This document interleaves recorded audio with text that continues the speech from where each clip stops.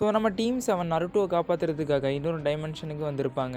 நிறைய பேர் கேட்கலாம், நம்ம நருட்டோக்கு என்ன ஆச்சு ப்ரோன்னு. நம்ம நருட்டோவை பார்த்தீங்கன்னா சீல் பண்ணிட்டாங்க. அப்படி நம்ம நருட்டோ சீல் பண்ணது யாருன்னு கேட்டிங்கன்னா இது ஜிகின் தான். இதை பற்றி இதுக்கு முன்னாடி ஒரு ஷார்ட்ஸில் சொல்லியிருப்பேன். ஆனால் இப்போ இந்த சீலை ப்ரொடெக்ட் பண்ணிட்டு இருக்கிறது இந்த போரோ தான். இன்னும் சிம்பிளாக சொல்லணும்னா இந்த குண்டாக்குள்ள தான் நம்ம நருட்டோவை சீல் பண்ணி வச்சிருக்காங்க. ஸோ அது மட்டும் இல்லை, வெளியே இந்த குண்டா ஏதாவது உடஞ்சிருச்சுன்னா உள்ளே இருக்க நருட்டோக்கு உயிருக்கு பெரிய ஆபத்தாயிரும்னு இந்த போரோ சொல்லுவான். இன்னும் முக்கியமான விஷயம் என்னன்னா, இந்த போரோவை பார்த்து குறைச்சி மதிப்பிட்டுறாதீங்க. இவன் டெல்டாவோட ரொம்ப ஸ்ட்ராங்கானவன். ஸோ இவனை மீறி நம்ம டீம் 7 நருட்டோவை காப்பாற்றுவாங்களான்னு பொறுத்திருந்து பார்க்கலாம். ஸோ ஆல்ரெடி இந்த போரோ அவனோட வைரஸால கவாக்கியன் பொருட்டோவை அட்டாக் பண்ணியிருப்பான். இந்த வைரஸ் பார்த்தீங்கன்னா ரொம்ப ரொம்ப ஸ்ட்ராங்கான ஒன்று. ஏன் அப்படி சொல்றேன், நான் மிட்ஸ்கி மட்டும் கவாக்கியன் பொருட்டோவை காப்பாற்றாம இருந்திருந்தா இந்நேரம் அவங்க 2 பேருமே செத்துருப்பாங்க. இன்னும் நிறைய பேர் கேட்கலாம், ஏன் ப்ரோ மிட்ஸ்கி மட்டும் அந்த வைரஸால ஒன்றும் ஆகலைன்னு. அது ஏன்னா மிட்ஸ்கியோட உடம்புல எந்த வைரஸ் அட்டாக் பண்ணாலும் அதுக்கான ஆன்டி வைரஸை அவனோட பாடி கிரியேட் பண்ணிடும். ஸோ இதை யூஸ் பண்ணி தான் பொருட்டோ அண்ட் கவாக்கியை மிட்ஸ்கி காப்பாற்றுவான்.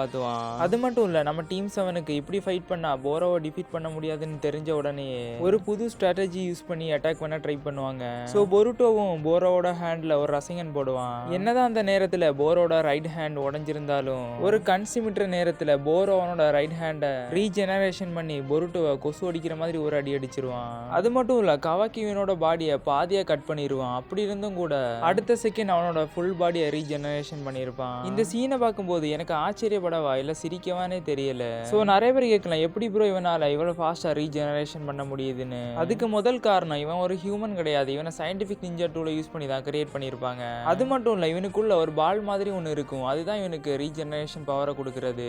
ஆனா சாரடா அந்த பாலை ஒரு வழியா கண்டுபிடிச்சு உடைச்சிருவா. இதனால போரோவோட பாடி அவனோட கண்ட்ரோல்லே இல்லாம வித்தியாசமான ஸ்டேஜுக்கு உருமாறிடும். இதுக்கப்புறம் தான் சீனான நம்ம நருட்டோவை காப்பாத்துவாங்க. இன்னும் நிறைய பேர் அது எப்படின்னு கேட்கலாம். ஸோ பொருட்டோ அண்ட் கவாக்கி 2 பேரும் சேர்ந்து அவங்களோட கர்மாவோட பவரை யூஸ் பண்ணி நருட்டோவை சீல் பண்ணி வச்சிருக்க அந்த குண்டாக்குள்ள இருந்து நருட்டோவை அன்சீல் பண்ணிடுவாங்க.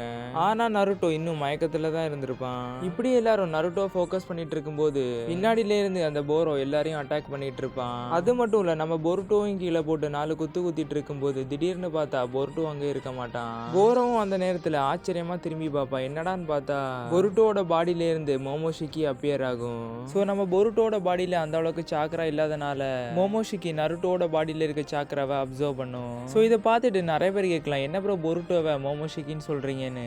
ஏன்னா இந்த இடத்துல பொருட்டோட பாடியை மோமோஷிக்கி தான் கண்ட்ரோல் பண்ணும். அது மட்டும் இல்ல, இதுதான் ஃபர்ஸ்ட் டைம் பொருட்டோட பாடியை மோமோஷிக்கி கண்ட்ரோல் பண்றது. கடைசியில இந்த போரோவை தூக்கி போட்டு விழுக்கிறதும் மோமோஷிக்கி தான். ஸோ லாஸ்டா நம்ம மோமோஷிக்கி போட்ட ரசிகன்ல போரோவோட செதில் கூட அங்க இருக்காது. ஸோ இதான் அந்த ஃபைட்டோட எண்டிங். இதுக்கப்புறம் நருட்டோவை ரெஸ்கியூ பண்ணி லீஃப் வில்லேஜுக்கு கொண்டு போயிருவாங்க.